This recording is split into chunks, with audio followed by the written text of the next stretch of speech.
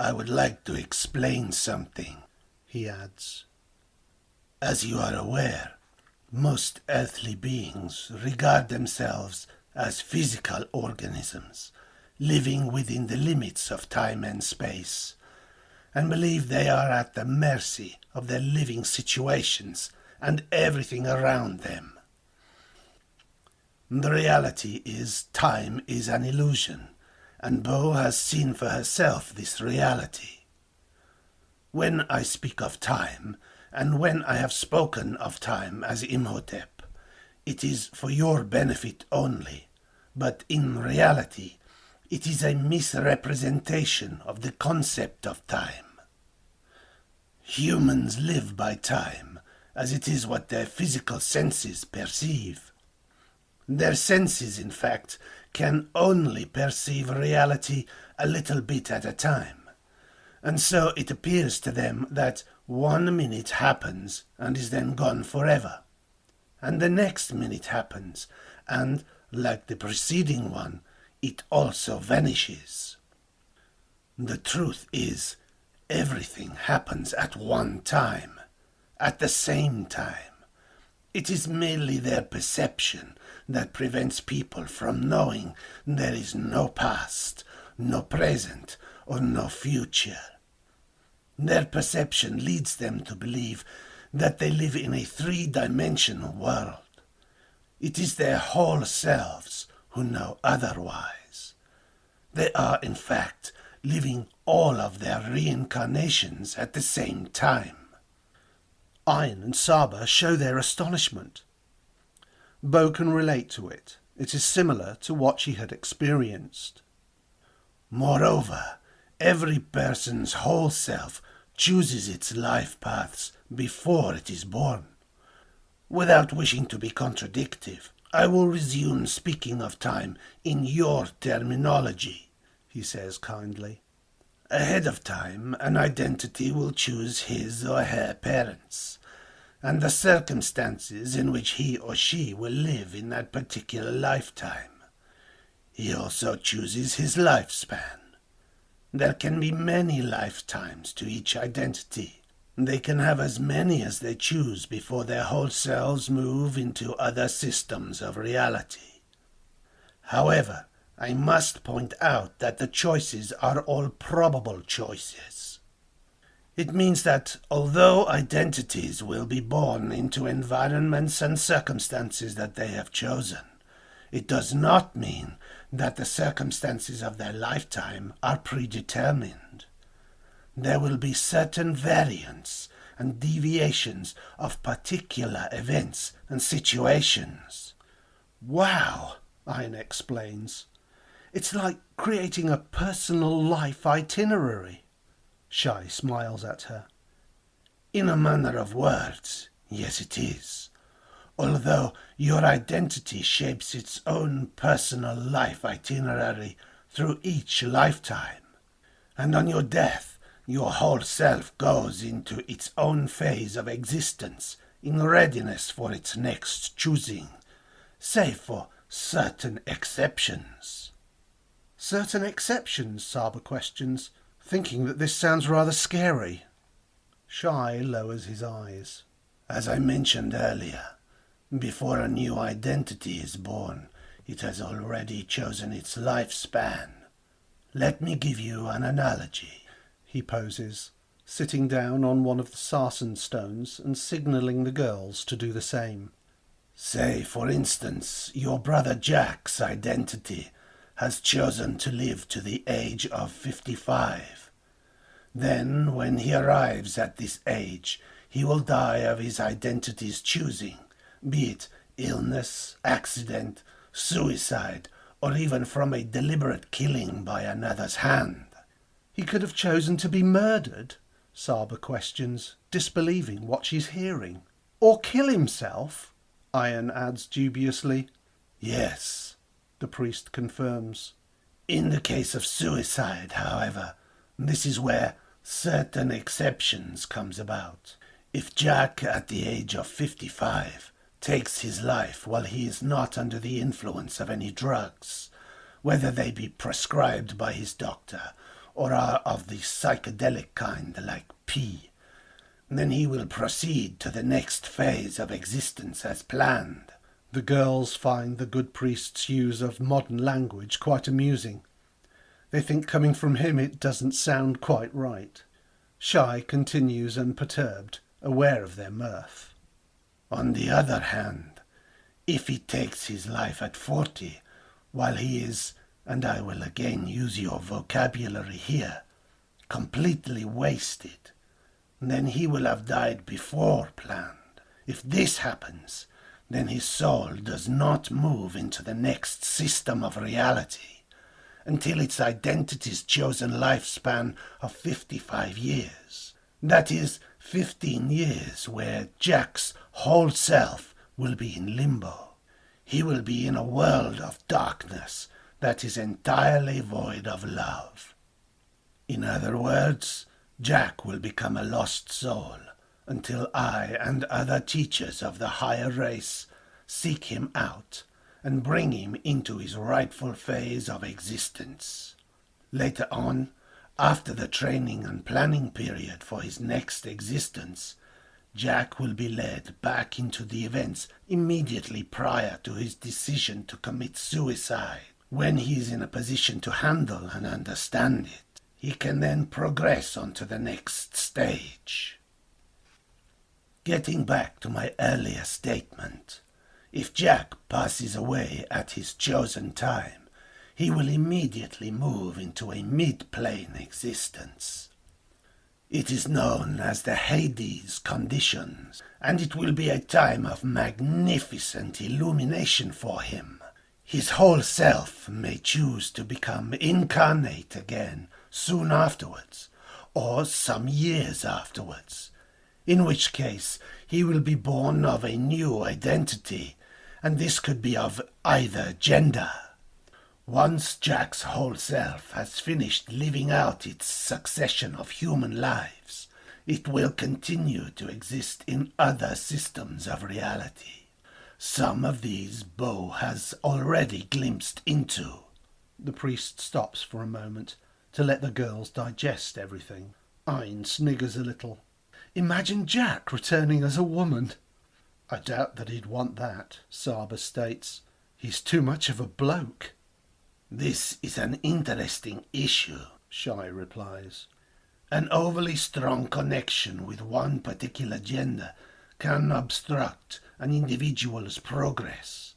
If Jack considers his whole self and future identities only as male, then he will refuse to accept the fact that sexual changes do occur in the cycles of reincarnation. This kind of sexual connection of one gender will obstruct his personality development during his physical life. Jack may, in his next identity, be born as a female, but because of his overly strong identification as a male, he will see himself as a boy trapped inside a girl's body. Is this why some people are gay? Ein blurts, suddenly fascinated. Bo frowns at her. The priest takes a moment to answer. Well, identities who maintain such strong connections of, say, the male gender and are born as female do become attracted to other females because their psychological identification remains with the male gender. So the answer to your simply put question is indeed yes, the priest replies. Yet the issue is not as clear-cut as you may think, and I would like to elaborate on this. We're all ears, Ein shoots.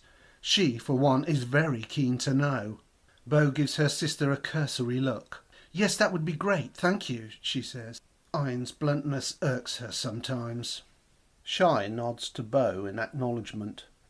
You see, the reincarnational cycle of any one individual is made up of both sexes, and they happen alternatively. Some folk, though, have a string of male lives, and then a string of female lives, but the entire reincarnational cycle must be of both sexes. Individuals must experience both a maternal identity and a paternal identity, as skills cannot be learned from a one-sex-only reincarnational cycle. As a rule, conscious memory of these is not retained, but there is a psychic memory that resides in each person. For the male, it is called the anima. For the female, it is called the animus. The anima in the male is the psychic memory and identification of the male's preceding female lives. It holds knowledge of their histories and the intuition of all its female qualities. Likewise, with the animus in the female, the hidden male within the female, it denotes male lives the female has lived before. The anima and the animus are highly charged physically and systematically collect genetic records of past events that are transferred into the genetic memory of the cells that make up the individual's physical form. They are linked electromagnetically to the atomic makeup of his or her body. Sounds like our own personal Light of Ra, Ein quips. Something like that. Shy smiles. It is a shadow aspect of everything of which a person is not fully conscious of. In other words, an unconscious aspect of the person that the conscious self does not recognize. Folk who become attracted to others of the same sex are being psychically impelled by one's anima or animus, and this may be for a very good reason. These types of people have an inner logic to their current relationships, attitudes, and experiences. In one of their lives, they may have been a man who hated women. In his present life, he may have chosen again to be a male, but his built-in femaleness, his anima, will evoke in him a strong feminine trait that enables him to relate to the experience of being a woman who may have faced those sexist attitudes that he himself had as a man towards women in his previous life. It affects him sexually and mentally. This inner logic also extends to other areas of mentality. If, for instance, you hold no sympathy for the sick in your present life, in your next you may be born with a life-threatening illness. Bearing in mind here, this is also chosen by you, to allow yourself to know attitudes from others that once were your own. This is all part of your overall progress of experience and development. Every identity has to experience all aspects of life, you see, before he can progress to the next stage. He needs to live through all of his life's lows, as well as its highs, of good looks, wealth, good health, and happiness. Such a life with a chronic illness would generally also include other concerns. It could perhaps be a training of self-discipline, allowing you to utilize inner skills that you had ignored in a past healthy existence. A life that may have also been a wealthy existence, but small-minded and superficial, and one that does very little towards the personal overall growth of your whole self. I regard identities as being in Earth School. I would like to point out here that I am not stating that one has to suffer a whole lifespan of illness to lead a spiritual happiness in another. Furthermore, a serious disease is often a consequence of a hypochondriacal and self-absorbed mentality. People with a mindset of thinking that the world is always against them. These people create a negative field of energy around themselves. A field of self-damaging energy that draws illness toward them like a magnet, whether it be for a short time or a lifetime of suffering. That so makes sense, Ein exclaims. Shy is eager to resume where they were before. As I was saying, you have the ability to look in on your multidimensional selves before your physical demise.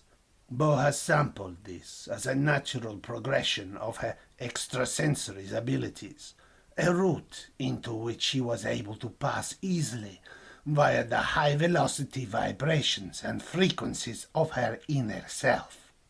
When an identity's lifespan has followed through into a great age, it will begin to pass away. When the body is old and fatigued, an identity will actually want to be rid of it. His unconscious inner self knows that it lives past death. If an old man slips into a coma, he will have disorganized memories, thoughts, and ideas. His whole reality is much greater, you see, and he is undertaking to rearrange his memories, as you would perhaps rearrange your Facebook page. He will be planning his next stage of reality. Shy's terminology never ceases to amaze the girls. So how long will he be in this state of deciding?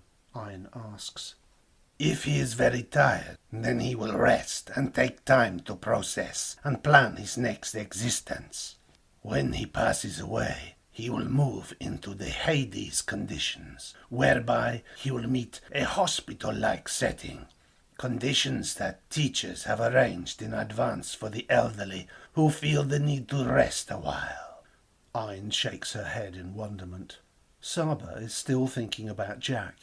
If Jack dies at 55 and chooses to be reincarnated straight away into his own family, wouldn't his new identity recognise us? She asks him. Bo and Iron stare at Shy in anticipation. The priest smiles at her. The short answer is most likely not, he replies kind-heartedly. Though there are exceptions to this also.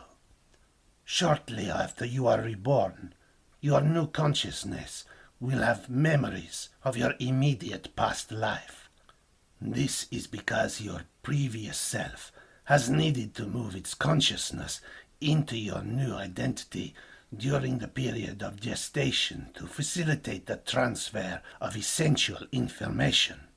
More importantly, and this process happens shortly after conception, he points out, there is great energy uniting the dominant Ka, God, with the fetus.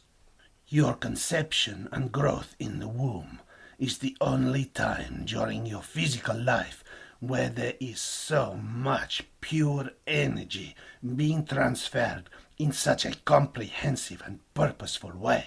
The energy charge during this time is tremendously intense, allowing for an initial transformation into matter.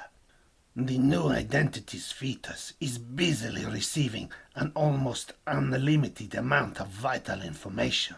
This phenomenal transference of information and vitality has mostly been accomplished by the 12th week of pregnancy. Once the fetus's intellectual information and physical makeup has been structured, the soul moves into its new physical self at the same time as withdrawing its previous self. This process happens during the latter stages of gestation, usually shortly before birth. Ein blows through her pursed lips in amazement.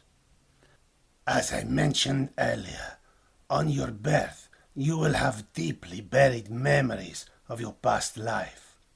You will also perceive other planes of reality during this time. This overload of information will cause you confusion. However, your confused state will eventually resolve itself once you learn to concentrate on physical reality.